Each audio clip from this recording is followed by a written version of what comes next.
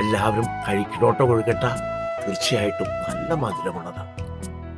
കൊഴുക്കട്ട ഉണ്ടാക്കിയ എല്ലാവർക്കും ഇഷ്ടപ്പെട്ട ഒരു പലഹാരം. 365 ദിവസം ഒരു വർഷത്തിലുള്ളതില് പലഹാരത്തെ കുറിച്ച് ഓർക്കുന്ന ഒരേ ഒരു ദിവസം ഇന്ന കൊഴുക്കട്ട ശരി. ഈ പലഹാരത്തിന് വലിയൊരു പ്രത്യേകതയുണ്ട്.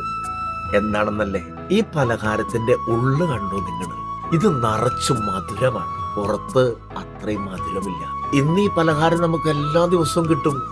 എന്താ കാരണം? അത്രയും നല്ല ടേസ്റ്റുള്ള പലഹാരമാണ്. ഈ പലഹാരം ഒരു കാര്യം നമ്മെ സൂചിപ്പിക്കുന്നുണ്ട്. എന്താണെന്നല്ലേ മക്കളെ?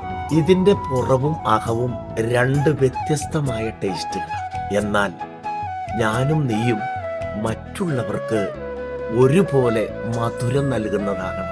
നമ്മുടെ ശരീരവും നമ്മുടെ മനസ്സും ഒരുപോലെ മറ്റുള്ളവർക്ക് മധുരമുള്ളതാക്കി തീർക്കാൻ പരിശ്രമിക്കണം.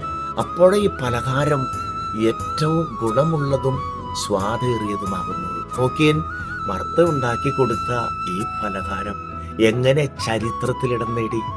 ഇതുപോലെ ഞാനും മറ്റുള്ളവർക്ക് ജീവിതത്തിൽ ഒരിടമായി തീരണം.